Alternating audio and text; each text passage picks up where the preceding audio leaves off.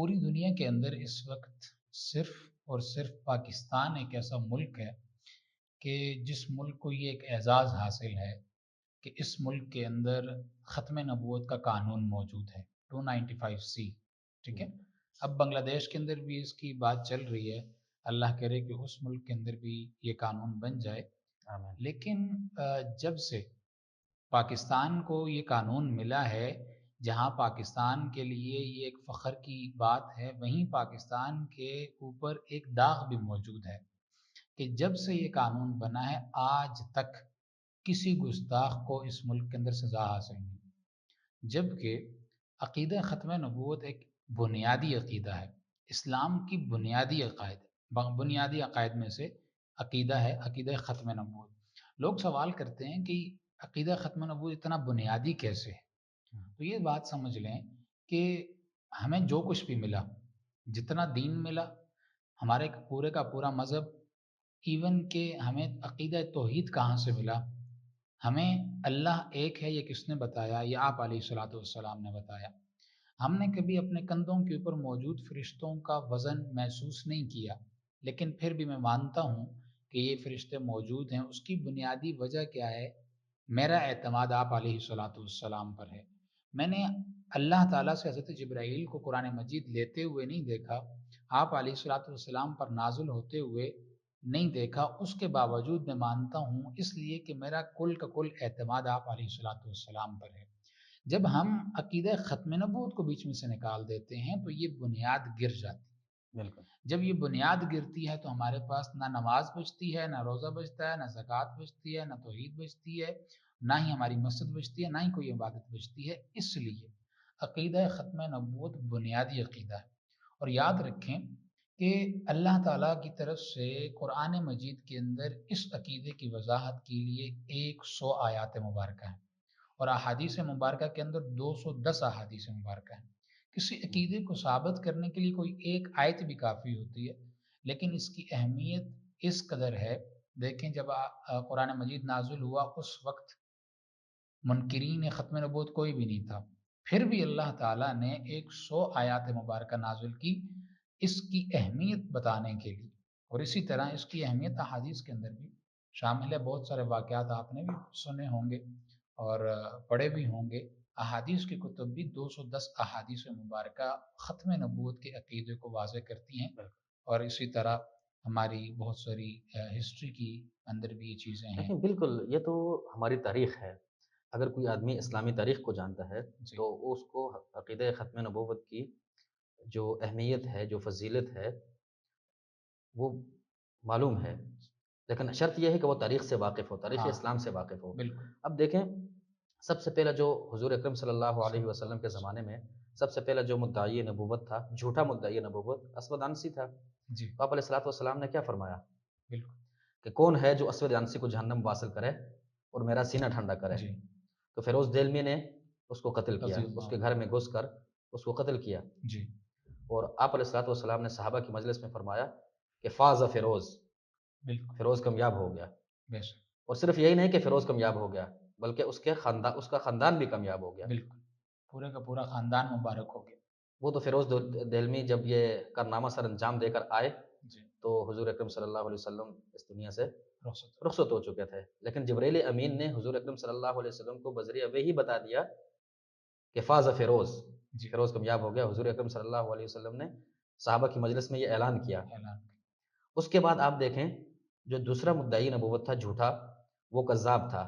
جی کون سا؟ مسلمہ کذاب. مسلمان کذاب. اب اس کے نام کے ساتھ کذاب لگا ہوا ہے کہ اب مطلقاً کذاب بولیں تو مراد بالکل. مسلمہ ہوتا ہے، مسلمان. مسلمہ کذاب، جی یہ اس کا لقب بن گیا. اور جو بندہ بھی جس بندے نے بھی نبوت کا جھوٹا دعویٰ کیا ہے وہ عبرت کا نشان بنا ہے. بالکل ایسا.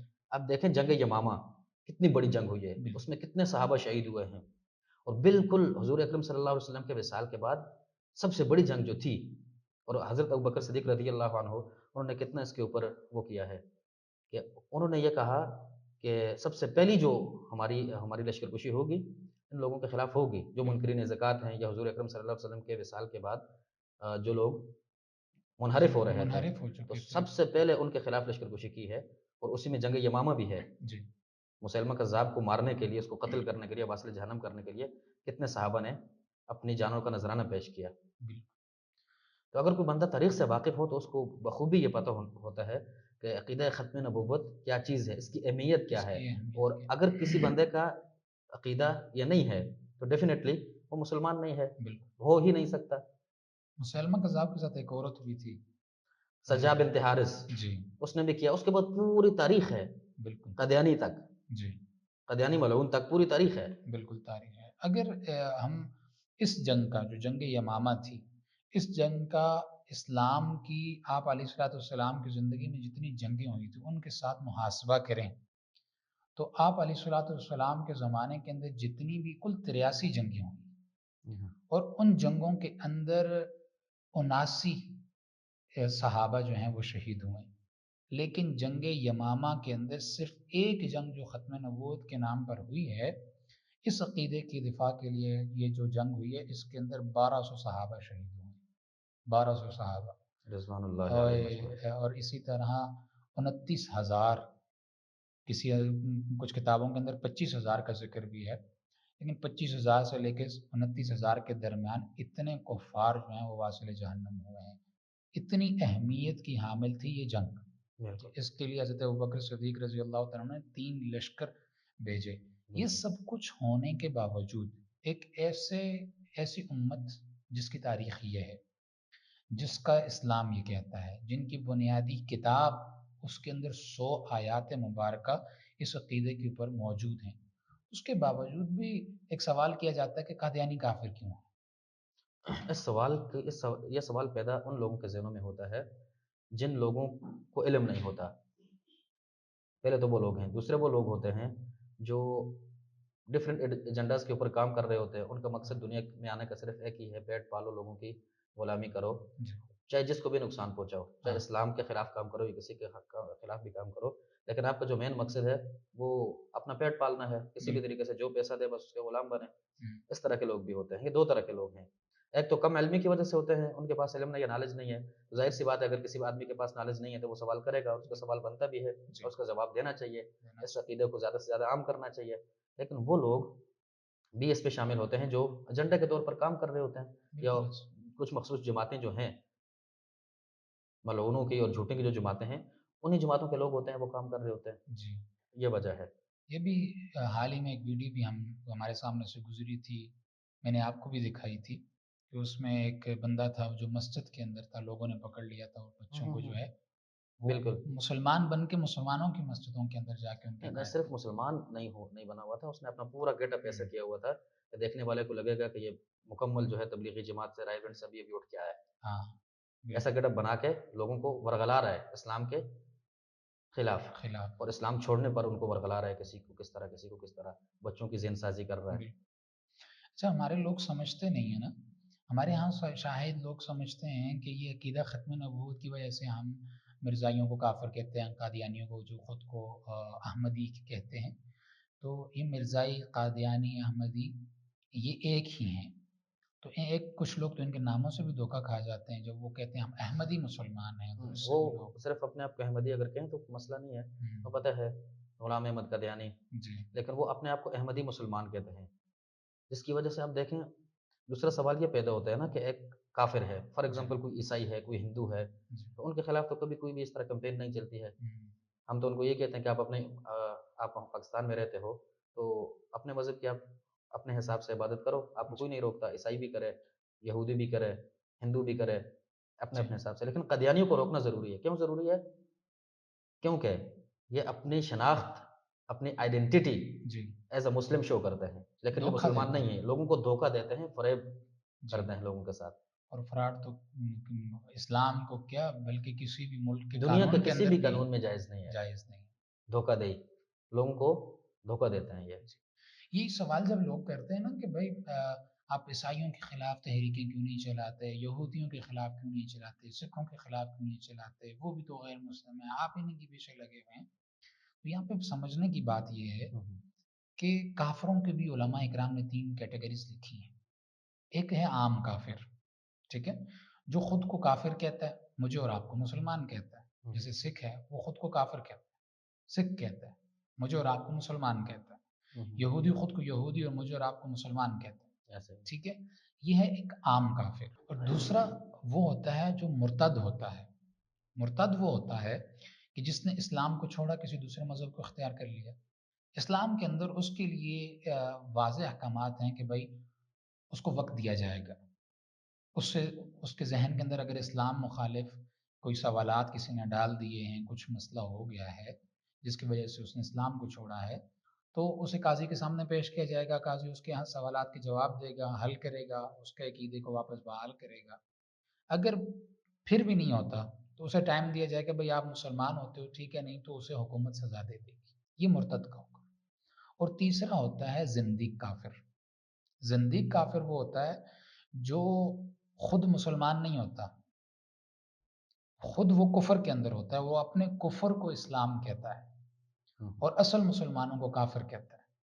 تب آپ خود دیکھ لیں کہ یہ جو قادیانی ہیں یہ کس کیٹیگری میں آتے ہیں؟ یہ عام کافر کی یہ کیٹیگری میں نہیں زندیق آتے۔ ہیں، جی، یہ مرتد بھی ہیں اور یہ زندیق یہ بھی ہیں۔ زندیق ہیں، زندیق ہیں۔ کیونکہ شروع میں ان کی بھی اسی طرح ہے کہ شروع میں ایک بچہ پیدا ہوا قادیانیوں کے گھر، جی۔ تو اسی عقیدے میں اس کی پرورش ہوئی ہے، اس کو باہر کی دنیا کا پتہ ہی نہیں ہے۔ جی اگر کسی کو پتہ چلتا ہے، اللہ تعالیٰ نے عقل دی ہوئی ہے، کوئی سوچتا ہے، ریسرچ کرتا ہے، تو اس کو پتہ چل جاتا ہے کہ یہ جھوٹے ہیں، جی اور ایسا سچا ہی مذہب جو ہے وہ اسلام ہے، اور حضرت محمد مصطفیٰ صلی صلی اللہ اللہ علیہ علیہ وسلم اللہ کے آخری نبی وسلم ہیں۔ آخری میں ایسا ہی ہے۔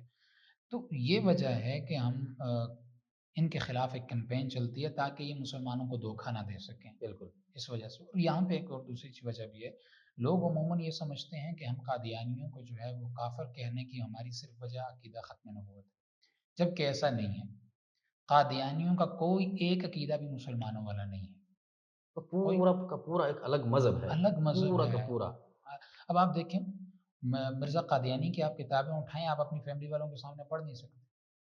وہ بالکل اپنی ایسے ہی کتاب میں کہتا ہے کہ میں نے خواب میں دیکھا میں خدا بن گیا، اور پھر میں نے یقین بھی کر لیا۔ ہوں، اپنا بیٹا جب اس کا پیدا ہوتا ہے تو وہ اپنے بیٹے کے بارے میں کہتا ہے میرے گھر میں خدا پیدا ہو گیا، نعوذ باللہ۔ تو آپ مجھے بتائیں جس کے ایسے عقائد ہوں، کیا وہ عقیدہ توحید کو مانتا ہے؟ نہیں مانتا، کیا وہ اللہ تعالیٰ کو ایک مانتا ہے؟ نہیں مانتا تو پھر ڈیفینیٹلی، جو ہمارے اسلام کے اندر تو پھر ایسا کوئی کانسیپٹ ہی نہیں ہے نا، ہوں، ٹھیک ہے؟ مشرک کو تو ہم ویسے بھی کافر کہتے ہیں۔ پھر وہاں دیکھیں آپ علیہ الصلوۃ والسلام کے بارے میں، تو وہ ظاہر سی بات ہے بغاوت کی، اس نے نبی بن کے آیا، نبوت کا دعویٰ کیا، وہ بات تو سب کے سامنے ہے۔ لیکن قرآن مجید کے بارے میں، قرآن مجید کے بارے میں اس کا یہ کہنا ہے کہ یہ منسوخ ہو چکا ہے، ہوں، ہوں، یہ میرے منہ کی باتیں ہیں۔ ہوں، ہوں، قرآن مجید کے بارے میں کہتا ہے یہ اللہ کا کلام اور میرے منہ کی باتیں، قرآن کی وہ یہ ہے۔ احادیث مبارکہ کے بارے میں وہ کہتا ہے کہ میری بات کے آگے اگر حدیث آ جائے، نعوذ باللہ اسے ردی کی ٹوکری میں پھینک دیا جائے۔ جس کا حدیث کے بارے میں ایسے یہ عقائد ہوں، قرآن کے بارے میں یہ عقیدے ہوں، صحابہ کے بارے میں حضرت حسین رضی اللہ تعالیٰ عنہ کے بارے میں کہتا ہے کہ 100 حسین میری جیب میں ہے۔ ایسا شخص جو اہل بیت کی تعظیم نہیں کرتا، جسے جو قرآن کی عظمت کا قائل نہیں، جو عقیدہ توحید پر یقین نہیں رکھتا، جو آپ علیہ الصلوۃ والسلام پر، نعوذ باللہ میں کہتا ہوں کہ حضرت عیسیٰ علیہ الصلوۃ والسلام کو شخص نے نہیں بخشا، وہ کہتا ہے کہ وہ کسی نعوذ بھی باللہ صورت ہاں میں آپ وہ کہیں زندیق سے بڑا اگر کوئی اور فقہا نے کوئی لفظ ایجاد کیا ہوتا تو وہ بھی اس کے اوپر صادق آنا تھا، اور اس بالکل مذہب کے اوپر اس طریقے کے اوپر صادق آنا جی۔ تھا۔ تو یہ ہم سب کے عقائد ہیں جن کی بنیاد پر ہم انہیں کافر کہتے ہیں، صرف عقیدہ توحید نہیں۔ اچھا، یہاں پہ ایک بڑا مسئلہ، بڑا اہم مسئلہ یہ ہے کہ ہم جب کسی قادیانی کو کہتے ہیں کہ آپ کافر ہیں، وہ آگے سے کہتا ہے میں کلمہ پڑھتا ہوں۔ ہوں، ہوں، جب میں اسے کہتا ہوں تو کافر ہے، وہ کہتا ہے میں نماز پڑھتا ہوں۔ میں کہتا ہوں تو کافر ہے، وہ کہتا ہے میں حج بھی کرتا ہوں، میں روزہ بھی رکھتا ہوں، میں زکوٰۃ بھی دیتا ہوں۔ بھائی میں تمہیں کہہ رہا ہوں کہ بھائی تمہارے عقائد کی وجہ سے تم کافر ہو، اور وہ آگے سے اپنے اعمال مجھے بتا رہا ہے۔ عقائد دیکھیں، اور اعمال میں فرق ہے، بیسیکلی یہ ہمارے مسلمان جہاں سے دھوکہ کھاتے ہیں وہ وہ یہی یہی جگہ چیز ہے، ہے وہ یہی کہ جگہ اعمال اگر وہ کر رہا ہے، اگر ہے۔ کوئی کافر ہے، وہ بہت اپنا پورا خزانہ لٹا رہا، اور کر بھی رہے ہیں بہت سارے جی کافر، چیریٹی کی ان کی آرگنائزیشنز ہیں، تنظیمیں ہیں، پوری دنیا کو وہ چیزیں کر رہے ہیں، لیکن یہ ان کے اعمال بالکل آخرت میں ان کے کسی کام نہیں آئیں گے۔ اسی کام دنیا میں اگر آتے ہیں یا نہیں آتے ہیں، آخرت میں ان کے کسی کام نہیں آئیں گے۔ اس کی بنیادی وجہ یہ ہے کہ اعمال کا دار و مدار ہے عقائد پر، اگر عقائد آپ کے عقائد ٹھیک ہوں گے تو آپ کے اعمال آپ کو آخرت میں کام آئیں گے۔ جی، اگر آپ کے عقائد ہی درست نہیں ہیں تو آپ اعمال جتنے مرضی کریں، جی، مین جو فیصلہ ہونا ہے وہ عقائد پہ ہونا ہے۔ عقائد پر ہونا۔ تو عقائد بیس ہے آپ کی، بنیاد ہے۔ عقائد اگر ٹھیک نہیں ہے، اعمال آپ 100 نمازیں پڑھیں، 100 نوافل پڑھیں، 100 حج کریں، جی، ٹھیک ہے، زکوٰۃ، صرف زکوٰۃ نہیں بلکہ پورا کا پورا مال آپ دے دیں، ہوں، لیکن وہ کس قابل قبول نہیں ہے۔ آپ کا کوئی بھی عمل قابل قبول اس وقت ہوگا جب آپ کے عقائد ٹھیک ہوں گے۔ عقائد ٹھیک اگر آپ کے عقائد ٹھیک نہیں ہیں، آپ کے عقائد اسلامی عقائد نہیں ہیں، ہو۔ جی، تو پھر تو کسی بھی عمل کی آپ یہ نہیں کہہ سکتے کہ میں یہ عمل کرتا ہوں لہٰذا ہوں، میں مسلمان ہوں۔ جی۔ اب یہی تو بات ہے کہ عقائد غلط کر کے ہمارے مسلمان نوجوان کے ساتھ بھی یہی صورتحال ہے، اس کے ساتھ بھی یہی کھیل کھیلا جا رہا ہے کہ اس کے عقائد میں اسے الٹا دیا جاتا ہے، پٹڑی سے اتار دیا جاتا ہے اور اعمال کے اوپر لگا دیا جاتا ہے، عبادتوں پہ لگا دیا جاتا ہے۔ ابھی آپ خود دیکھیں عقیدہ کس قدر چاہیے، یہ بھی ایک بڑا مسئلہ ہے کہ عقیدہ کتنا چاہیے۔ دیکھیں اعمال میں 100% کی شرط نہیں ہے، ہم اللہ کرے کہ ہم سب کے اعمال بھی 100% ہو جائیں، آمین۔ لیکن عقائد میں 100% کی شرط ہے۔ میں بالکل۔ یہاں آپ کو اگزامپل دیتا ہوں، وہ اس طرح سے کہ اگر یہ جو قرآن مجید ہے یہ اللہ تعالیٰ کی کتاب ہے اور اس میں شک کی گنجائش نہیں، یہ ہمارا عقیدہ ہے۔ اب ایک بندہ اس عقیدے پر موجود ہے، قرآن کی تلاوت نہیں کرتا، اسے وقت نہیں ملتا، یا اس نے 2 سال ہو گئے، 3 سال ہو گئے قرآن مجید کھولا ہی نہیں، مجھے آپ بتائیں وہ مسلمان ہے کہ نہیں؟ ظاہر سی بات ہے وہ مسلمان ہے، بالکل۔ کیونکہ قرآن مجید کو پڑھنا تو ایک عبادت ہے۔ اگر وہ عبادت نہیں کر سکا، اسی طرح ایک شخص نماز نہیں پڑھتا تو ہم کیا کہیں گے؟ کافر ہے؟ نہیں، نماز نہ پڑھنے سے انسان کافر نہیں ہوتا، نماز کا انکار کرنے سے انسان کافر عند الاحناف، ہے۔ جی، اب ورنہ دوسرے ائمہ جو ہیں ہاں ہاں وہ ہاں، بیچ میں اس ہیں۔ میں تو حضرت عمر رضی اللہ تعالیٰ عنہ کا قول بھی حضرت احمد موجود بن حنبل اور امام شافعی، ان کا مسلک یہی ہے کہ کیونکہ وہ اس حدیث سے استدلال کرتے ہیں، حضور اکرم صلی اللہ علیہ ہے۔ وسلم نے فرمایا کہ مسلمان اور کافر کے درمیان فرق کرنے والی جو جی، چیز ہے نماز، وہ نماز ہے۔ تو جی اس حدیث سے وہ استدلال کر کے یہ کہتے ہیں کہ اگر کوئی آدمی عمدن ترک جی صلاح کرتا ہے، نماز نہیں پڑھتا، تو وہ کافر ہے، جی، ٹھیک ایسا ہے۔ ہی لیکن عند الاحناف، ہوں، احناف کا جو مسلک ہے وہ یہی ہے کہ تارک صلاۃ کافر نہیں ہے، کافر نہیں، بلکہ منکر صلاۃ تو ڈیفینیٹلی کافر ہے۔ وہ ڈیفینیٹ، اس لیے کہ منکر صلاۃ جو ہے وہ عقیدے کا انکار کر رہا ہے۔ عقیدہ کا انکار کر رہا ہے، جی، قرآن کا انکار کر رہا ہے قرآن کا بیسیکلی وہ۔ انکار کر کے حدیث کا انکار کر دیا اس نے۔ اب دیکھیں عقیدہ جو ہے وہ 100% چاہیے، عقیدہ شک کو بھی قبول نہیں کرتا، شک بالکل کو بھی۔ اگر آپ کے پاس عقیدہ 99.9% ہے، 100% نہیں ہے، پھر بھی آپ مسلمان نہیں۔ ایسے ہی۔ یہ لوگوں کو یہ بات سمجھنی ہوگی، پھر وہ کہتے ہیں کہ علماء فتوے لگاتے ہیں۔ مثال کے طور پہ ایک شخص ہے، وہ کہتا ہے کہ بھائی میں پورے کے پورے قرآن مجید کو مانتا ہوں، لیکن قرآن مجید کی ایک آیت کو میں نہیں مانتا، کیا وہ مسلمان بچتا ہے؟ نہیں بچتا۔ ٹھیک قرآن ہے، کی ایک آیت، نصف آیت، جی کسی بھی چیز کا اگر وہ منکر ہو، ایک لفظ یا ایک حرف کا بھی، جی، تو ڈیفینیٹلی وہ مسلمان نہیں ہے۔ مسلمان نہیں، 100% ہونا ضروری ہے۔ جی۔ اب کیونکہ یہ عقیدے کا حصہ ہے، بالکل۔ ٹھیک ہے، لیکن اگر وہ یہ کہے کہ میں پورے قرآن کو مانتا ہوں لیکن اس میں کسی ایک حرف میں مجھے شک ہے، تو قرآن مجید میں شک کرنے والا بھی لا کافر ریب ہے، فیہ ہے، ٹھیک ہے۔ لا ہاں، ریب فیہ۔ لہٰذا اب عقیدہ شک کو بھی قبول نہیں کرتا، عقیدہ آپ کو 100% چاہیے، 100% چاہیے۔ اور قادیانی کیا کرتے ہیں؟ ہمارے مسلمانوں کے بچوں کے، ہمارے جو نوجوان ہیں ان کے عقائد میں شک ڈال دیتے ہیں، ٹھیک ہے۔ بالکل۔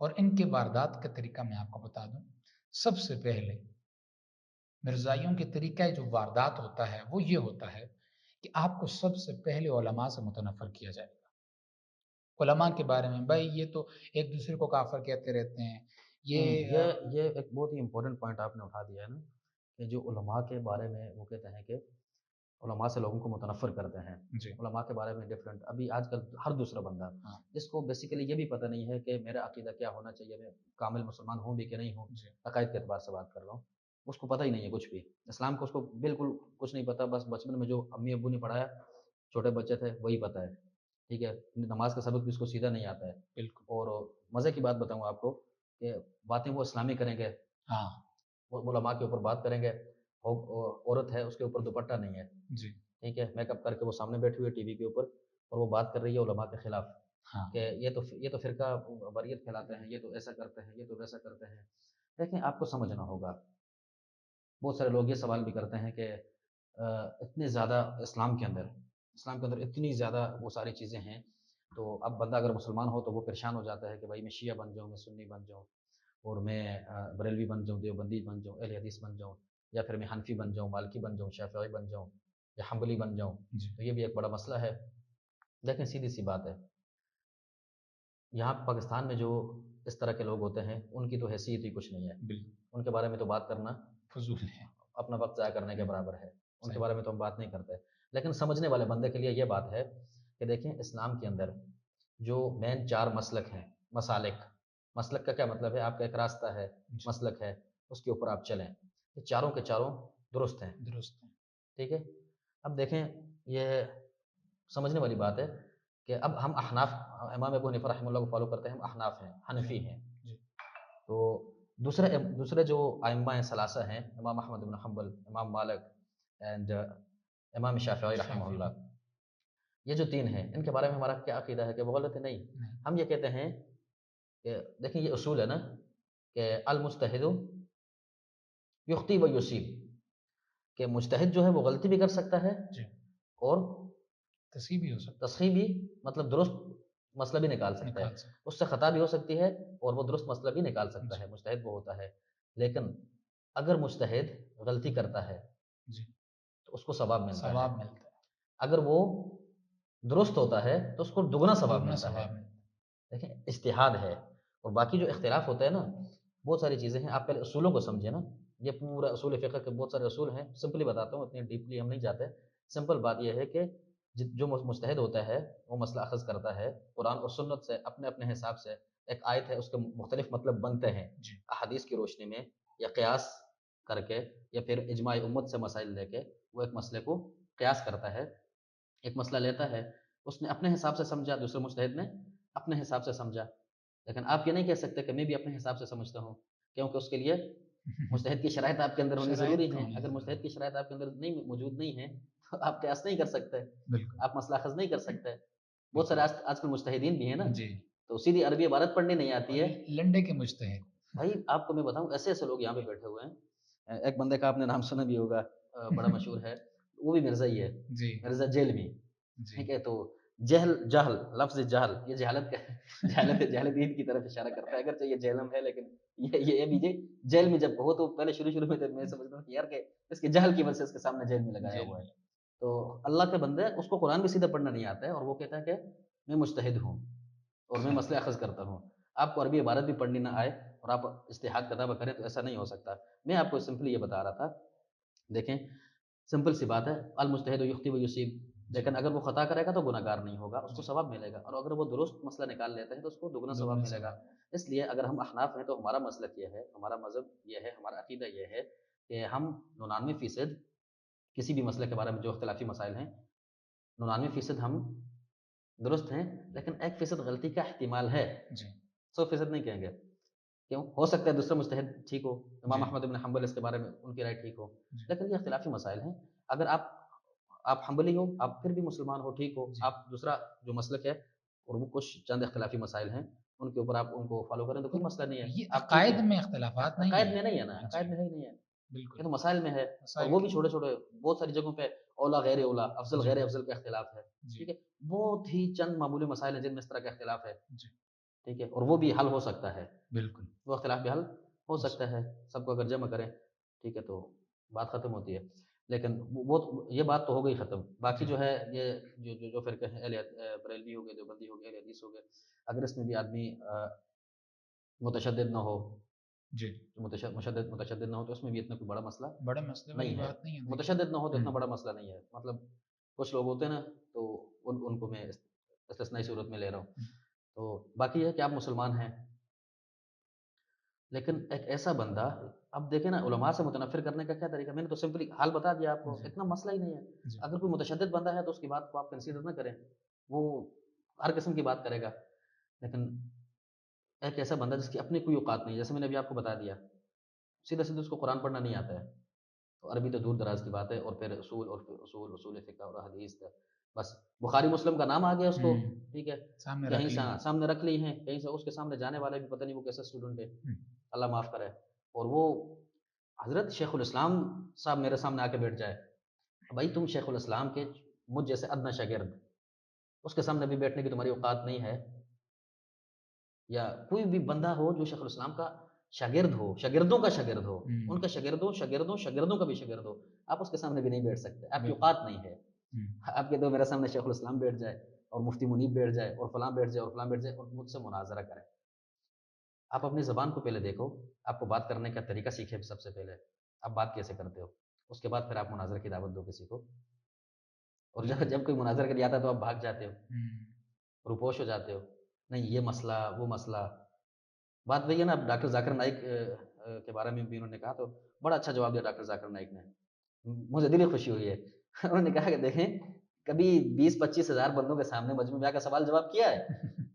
گھر میں بیٹھ کے سامنے کیمرہ لگا کے آپ ویڈیو بنائیں اور کہیں کہ اس نے غلط کہا، اس نے غلط کہا، اس نے ایسا کیا، اس نے ویسا کیا، باہر نکلو نا، اگر مرد کے بچے ہو تو باہر نکلو ان کی یہ بات بڑی مجھے پسند آئی ہے کہ آپ صرف گھر میں بیٹھ کے روپوش ہو کر باتیں کرتے ہو اور علماء کے خلاف لوگوں کو اکساتے ہو، لوگوں کے عقائد خراب کرتے ہو، بالکل ایسا۔ اس طرح صرف ایک مثال نہیں ہے، اب بہت ساری اینکرز بیٹھے ہوتے ہیں ٹی وی کے اوپر، اس طرح بات کرتے ہیں وہ کہ ان کو اگر تو سننے ٹی آر والا، پی چاہیے ہوتی ہے ہاں نا۔ سننے والا جو بندہ ہوتے ہیں نا، تو اس طریقے سے وہ بات کرتے ہیں کہ سننے والا جو بندہ ہوتا ہے اس کا مائنڈ بالکل برین واش ہو جاتا ہے، جی، اور وہ اتنا متنفر ہو جاتا ہے علماء سے کہ دیکھتے ہیں کسی ٹوپی داڑھی والے بندے کو تو اس کو خواہ مخواہ میں تکلیف ہوتی ہے، جی، خواہ مخواہ میں تکلیف ہونا شروع ہو خواہ-مخواہ۔ جاتی ہے، کچھ دیکھیں لائف میں کچھ بندے ایسے ہوتے ہیں نا جن کو دیکھ کے خواہ مخواہ میں بندے کو غصہ آتا ہے، ہوں۔ تو وہ علماء ان کے لیے اس طرح بن جاتے ہیں۔ اچھا دیکھیں، میں اس طرف بھی آتا ہوں، ان کو بھی دیکھتا ہوں، لیکن میں آپ کو بنیادی وہ جو چیزیں بتا رہا تھا کہ مرزائیوں کے طریقۂ واردات کیا ہوتے ہیں۔ سب سے پہلے وہ علماء سے آپ کو متنفر کرتے ہیں، یہ باتیں کر کے کہ بھائی یہ تو ایک دوسرے کو کافر کہتے رہتے ہیں، ان کی کتابوں میں خود یہ کافر ہیں، یہ ایسا ہے، یہ ویسا ہے، ان کے اپنے پیٹ کا مسئلہ ہے، انہوں نے مدرسے چندوں کے لیے کھولے ہوئے ہیں، مسجدیں چندوں کے لیے کھولی ہوئی ہیں۔ یہ باتیں کر کے ان کو علماء سے متنفر کر دیا جاتا ہے۔ دوسرا کام وہ کیا کرتے ہیں، پھر وہ ان کے عقائد کے اندر شکوک و شبہات ڈالتے ہیں۔ ہوں، اب دیکھیں مریض کو آلریڈی بتا دیا گیا ہے کہ ڈاکٹر جو ہے وہ تمہارا دشمن ہے، ہوں، تو جب اس کے عقائد میں شکوک و شبہات آتے ہیں تو یہ ان کو درست کرنے کے لیے مولوی صاحب کے پاس نہیں جاتا، کیونکہ مولوی صاحب سے آلریڈی متنفر ہو چکا بالکل، ہے۔ لوگ کہتے ہیں یہ آپ نے ہوائی بات کی ہے۔ میں ہوں، اس کی مثال دیتا ہوں، ابھی حال ہی میں جب کرونا آیا تو کرونا میں یہاں ایک غلط سا افواہ پھیلا دی گئی کہ بھائی ڈاکٹر جو ہیں وہ آپ کو زہر کا ٹیکہ لگائیں گے، ہوں، آپ نے نہیں جانا۔ لوگ گھروں میں بیمار پڑے ہوتے، بخار، زکام، سب کچھ ہے، وہ ہاسپٹل نہیں جا رہے، کیوں؟ آج کل کرونا کے ٹیکے لگ رہے ہیں، زہر کے ٹیکے لگ رہے ہیں، تو وہ ڈاکٹر کے پاس نہیں جاتے۔ ہوں، ایسے ہی جب لوگوں کو پہلے علماء سے متنفر کر دیا جاتا ہے، پھر اس کے بعد ان کے عقائد کے اندر شکوک و شبہات ڈالے جاتے ہیں، وہ پھر علماء کے پاس نہیں جاتے۔ تیسرا کام وہ کرتے ہیں، اپنی مرزائیت کی دعوت دیتے ہیں، اور چوتھے سٹیپ میں وہ بندہ مرزائی ہو جاتا ہے۔ بالکل۔ جو آپ نے بات کی مرزا صاحب کی، دیکھیں مرزا صاحب نے دیکھیں بہت بڑی مرزا کے آگے آپ صاحب نہ لگائیں، کیونکہ اس سے اب جو بات آپ کر رہے ہیں تو شکوک و شبہات ہوتے ہیں، ہوں، ٹھیک ہے، کیونکہ ان کا نام اچھا بھی علی، سیم ہے، مرزا کے ساتھ آپ صاحب لگائیں ہی نہ، جی، کیونکہ یہ نام جو ہے اگر مطلقاً بولا جائے تو، مطلقاً اگر بولا جائے ہاں تو تو یہ وہ ایک ملعون آدمی کے اوپر ملعون صادق بندے آتا ہے، کے اس لیے اوپر اس کے سامنے ساتھ۔ صاحب لگانا بہتر نہیں ہے۔ شکریہ، آپ نے میری تصحیح کر دی۔ اچھا دیکھیں، ہمارا یہ صاحب لگانے کا مقصد یہ ہوتا ہے کہ ہم نے لوگوں کو دعوت دینی ہے، جی جی، ٹھیک ہے؟ بالکل، ہمارا مقصد یہ ہے کہ ہم آپ کو یہ نہیں کہہ رہے کہ آپ کیا کریں، آپ ذرا تحقیق کریں اس ہوں، چیز ہوں، پہ، آپ کس رستے پہ چل پڑیں۔ علی بھائی یہ جو آپ کے جہلم والے ہیں، ان کے بارے میں آپ نے بات کی، دیکھیں انہوں نے اس امت کو توڑنے کے اندر اپنا پورا کردار ادا کیا ہے، جبکہ ان کے جو اسٹوڈنٹ ہیں ان کا یہ کہنا ہے کہ کہ ہم جوڑ رہے ہیں۔ ہاں ہم جوڑ رہے ہیں۔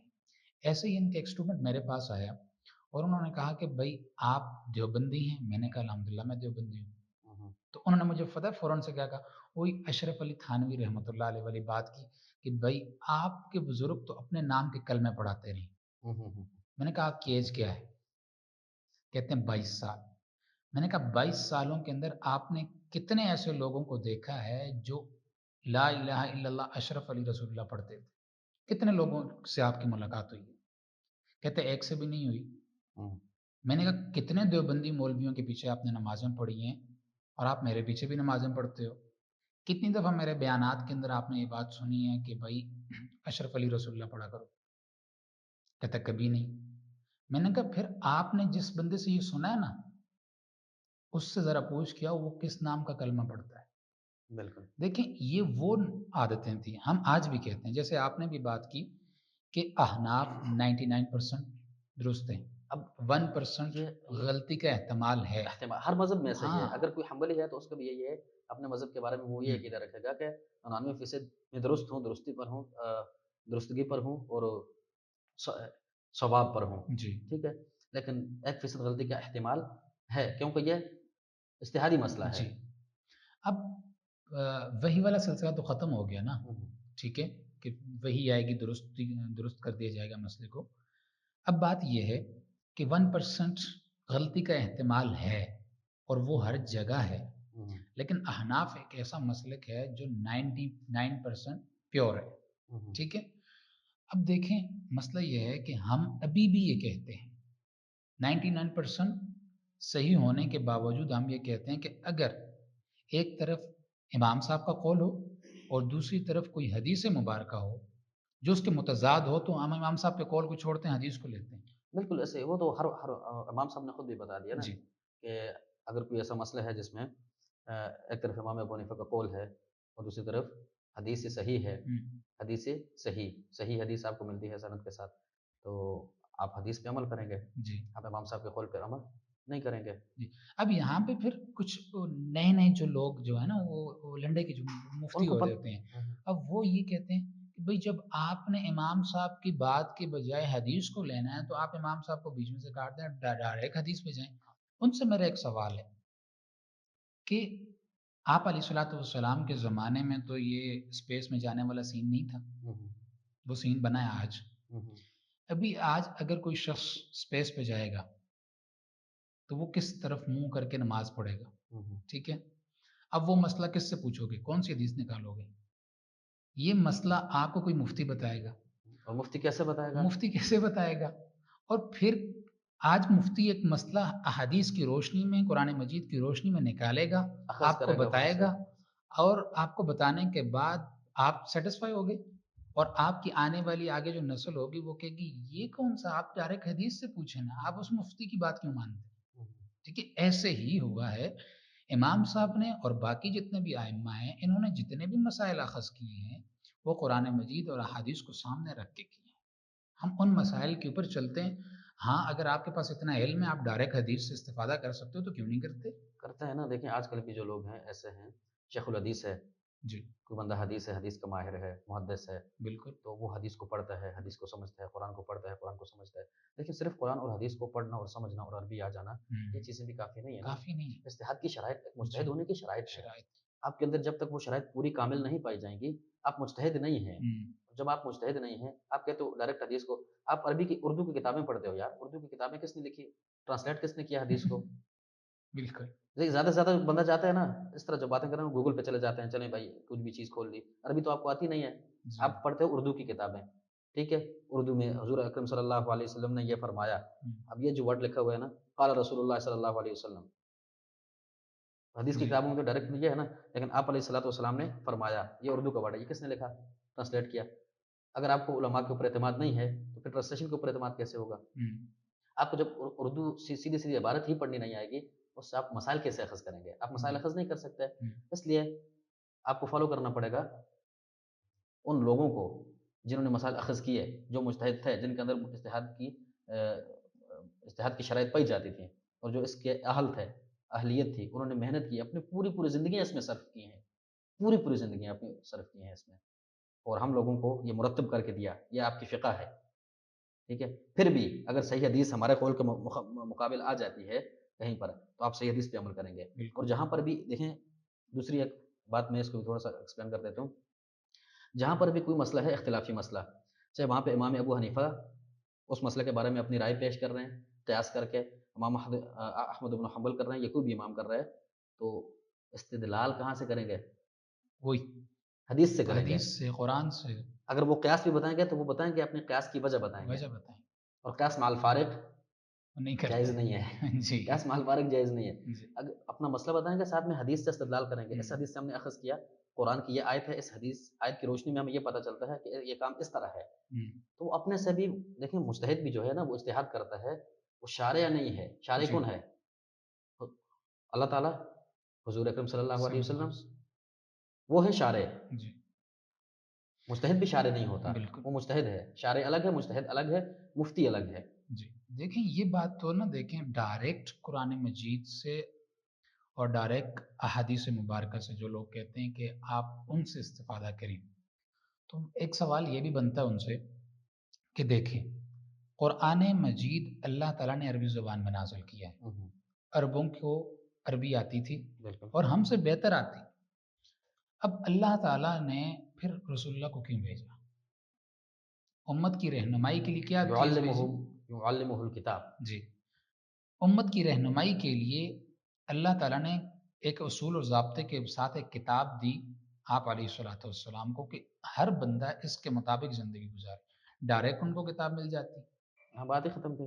لیکن اللہ تعالیٰ نے رسول اللہ کو بھیجنے کا مقصد یہ تھا کہ یہ ڈائریکٹ اس کتاب کو نہیں سمجھ سکتے، اس کتاب کو سمجھانے والا اور صحیح معنی مفہوم بتلانے والا بھی کوئی ہونا چاہیے، معلم ہونا چاہیے۔ ٹھیک ہے، جس سے وہ استفادہ کر سکیں، جس جو انہیں سکھائے کہ اس کا مطلب اور معنی یہ ہے جو تم سمجھ رہے ہو وہ نہیں ہے۔ اسی طرح جو آپ علیہ الصلوۃ والسلام نے سمجھایا صحابہ اکرام نے سمجھا، ان صحابہ اکرام سے دیکھیں حضرت امام ابو حنیفہ جو ہیں وہ صحابہ اکرام کے زمانے کے سب سے زیادہ قریب ہیں، بالکل، مجھ سے بہت زیادہ قریب ہیں، بالکل، تو بجائے اس کے کہ میں ڈائریکٹ صحابہ اکرام سے جا کے چیز لوں پھر اس بارے میں مجھے یہ بھی تحقیق کرنی پڑے گی کہ یہ صحابہ کی جو حدیث کے پیچھے کا متن ہے اس کی جو سند ہے وہ کہاں کہاں سے گزری ہے، بجائے اس کے پھر میں اپنے امام سے کیوں نہیں لیتا جس کی سند بھی موجود ہے، جو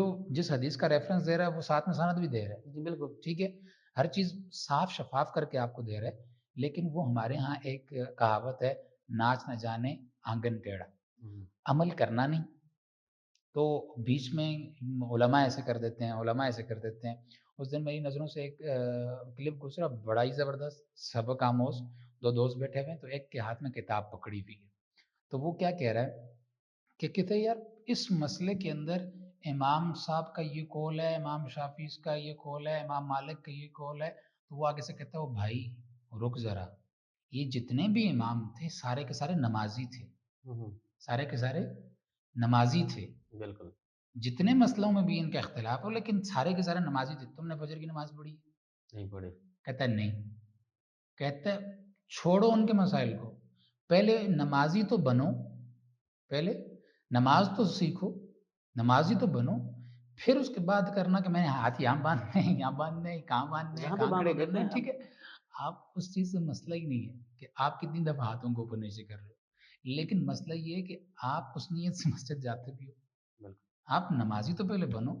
اور سب سے آسان طریقہ شیخ الاسلام صاحب وہ فرماتے ہیں کہ اللہ تعالیٰ سے ہم اپنی ضروریات ضرور مانگتے ہیں، اللہ تعالیٰ ہماری ضرورت کو پوری کرتے ہیں، کیا ہم اللہ تعالیٰ سے اپنے لیے سیدھا رستہ مانگیں گے اللہ تعالیٰ ہمیں عطا نہیں کریں ضرور کریں گے؟ گے، کتنے لوگ ہیں جو اس معاملے میں کہ یا اللہ مجھے حق واضح میرے اوپر حق واضح کر دے اس نیت سے 2 رکعت نماز پڑھتے ہوں، جتنے کرنے والے نا اعتراضات کرنے والے ان سے ہوں، پوچھیں آپ نے کتنی دفعہ اللہ تعالیٰ سے اس مسئلے کے اندر رہنمائی مانگی، کیا اللہ تعالیٰ نے آپ کی رہنمائی نہیں کی؟ دیکھیں بہت سارے لوگ ایسے ہیں نا کہ جن کا مقصد رہنمائی حاصل کرنا ہوتا ہی نہیں ہے، وہ تنقید برائے تنقید ہوتی ہے، تنقید برائے اصلاح یا تنقید برائے یا سوال برائے علم نہیں ہوتا، جی سوال برائے سوال ہوتا ہے، بالکل ایسے ہی موسٹ آف دم، جی اکثر لوگ ایسے ہیں، تو سوال برائے سوال جب ہو تو پھر اس کا جواب بنتا ہی نہیں ہے جی اور نہ دینے کا فائدہ ہے۔ جی وہ طاولہ شاہ بخاری رحمۃ اللہ علیہ نا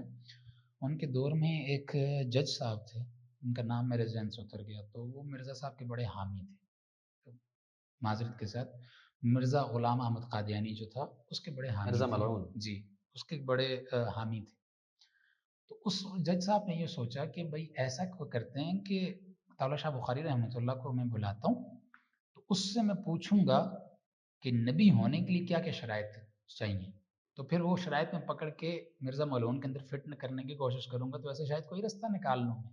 ہوں، ہوں۔ تو جیسے ہی انہیں بلایا گیا عدالت میں، تو ان سے سوال ہوا نبی ہونے کے لیے کیا کیا شرائط چاہیے؟ تو انہوں نے کہا کم از کم کوئی شریف انسان، کم از کم کوئی شریف انسان ہو۔ یہ تو کم از کم ہے کہ نبوت جو ہے وہ ایک ایسا منصب ہے کہ وہ شرافت والے آدمی کے ساتھ جچتا ہے، جی تو تو اس جیسا وہ جج وہیں بند ہو کہ بھائی اب میں مرزا کو شریف کیسے ثابت کروں؟ ٹھیک۔ وہ دلیل تو وہیں پہ ختم ہو گئی۔ دیکھیں آپ علیہ الصلوۃ والسلام نے بھی جب نبوت کا دعویٰ کیا تو نبوت کے دعوے کے بعد سب سے پہلی جو چیز کی اپنی ذات پیش کی، نبوت کی دعوت سے پہلے پہلے ہی اپنی ذات پیش کی۔ کہ آپ مجھے میرے بارے میں بتائیں کہ کیا میں نے کبھی آپ سے جھوٹ بولا؟ بالکل۔ سب نے کیا کہا یک زبان ہو کر، کبھی جھوٹ نہیں بولا، کبھی کوئی خیانت کی نہیں کی۔ الصادق والامین یہ القاب تھے حضور اکرم صلی اللہ علیہ بالکل۔ وسلم کے۔ اور آج جب ہم یہ کہتے یہ ہیں، تو دیکھیں کمپریزن بنتا ہی نہیں ہے نا۔ جی حضور اکرم صلی اللہ علیہ وسلم کو تو ہم معاذ اللہ الیاذ باللہ اللہ نے معاف فرمائے، تو یہ تو آمین، کمپریزن بنتا ہی نہیں ہے۔ تو بنتے۔ ایسے ملعون آدمی لیکن ایسے ملعون آدمی کے ماننے والوں سے جب ہم یہ کہتے ہیں کہ بھائی آپ چھوڑو، وہ کہتے ہیں حضرت عیسیٰ علیہ السلام کے ٹاپک پہ بات کرو، وہ حیات ہیں، وفات ہیں، یا کوئی اور ٹاپک پکڑ لیتے ہیں، قرآن سے ثابت کرو ختم نبوت، ہم کہتے ہیں عقیدہ ختم نبوت کو بھی چھوڑو، اس پہ بھی بات نہیں کرنی، حضرت عیسیٰ علیہ السلام پہ ٹاپک پہ بھی بات نہیں کرنی۔ ہم یہ کرتے ہیں تم ہمارے نبی کی سیرت بیان کرو، ہم تمہارے نبی کی سیرت بیان کریں گے۔ وہ کہتے ہیں بھائی مرزا کی سیرت پہ بات نہیں کرنی، مرزا کی زندگی پہ تم نے بات نہیں کرنی۔ بھائی کیوں نہیں کرنی؟ جیسے کیونکہ وہ اس کی اگر زندگی پہ بات کرو گے تو ڈیفینیٹلی ان کا مذہب ختم ہو جائے گا۔ ختم ہو جائے گا۔ اب دیکھیں جیسے آپ نے ابتدا میں ایک بات کی کہ وہ خود کو احمدی کہتے ہیں مرزا غلام احمد کے نام سے منسوب کر کے، تو ہم جب اسی کے نام سے منسوب کر کے ان کو مرزائی کہتے ہیں تو وہ ہمیں کہتے ہیں ہمیں گالیاں کیوں دے رہے اگر ہمیں کوئی کہے امت محمدیہ، ہو؟ محمدی امت محمدیہ، ہمیں فخر محسوس فخر، ہوتا ہے۔ مجھے کوئی مکی کہے میں خوش ہوتا ہوں، مجھے کوئی مدنی کہے میں کہتا ہوں میرے نبی، صرف شہر کی نسبت ہے۔ جی میرے شہر، میں جب ان کے شہر کی نسبت ان کی طرف کر کے کہتا ہوں تم قادیانی ہو تو انہیں وہ گالی گلوچ پہ اتر آتے ہیں، پتہ نہیں یہ کیا مسئلہ ہے۔ بہرحال اللہ تعالیٰ سے ہم یہی دعا کرتے ہیں کہ اللہ تعالیٰ جیسے ماضی میں بہت سارے فتنے اٹھے اور وہ تاریخ کا ایک حصہ بن گئے، تو اللہ تعالیٰ اس فتنے کو بھی تاریخ کا حصہ ایک بنا دے، اور آمین۔ الحمدللہ لوگ کام کر رہے ہیں اور بڑی تیزی کے ساتھ یہ جو ہے قادیانیت ختم ہوتی جا رہی ہے، دم توڑ اللہ کرے گا، چکی ہے، دم توڑ چکی ہے۔ کیونکہ جھوٹ کی عمر کم ہے، بالکل ایسے، جھوٹ کی عمر بہت کم ہے۔ بالکل ایسے، کتنا چلے گا؟ کتنا ان کی ایک الفضل اخبار ہے، اس اخبار میں بھی ایک دفعہ انہوں کی یہ بات آئی تھی کہ بھائی اب ہماری، جب کہ جھوٹ بولتے ہیں، جھوٹ تو ان پہ جا کے ختم ہوتا ہے، تو اس پہ بھی انہوں نے کہا کہ اب ہماری تعداد میں کمی آ رہی ہے، تو اب مرزائیت دم توڑ چکی، اور انشاءاللہ تعالیٰ یہ ہمارے دیکھنے والے سننے والے جب ان کے پاس ختم نبوت کے لیے لوگ جاتے ہیں یا ان کے ساتھ خوب تعاون کرتے ہیں تو ایسے ہی ان کا تعاون انشاءاللہ تعالیٰ جاری رہے گا، تو یہ قادیانیت بھی جو ہے انشاءاللہ ایک وقت آئے گا کہ ہم یہ کہیں گے ایک فتنہ ہوا کرتا تھا، بالکل انشاءاللہ تعالیٰ اللہ تعالیٰ ہم سب کو اس فتنے کے سدباب کے لیے قبول فرمائے۔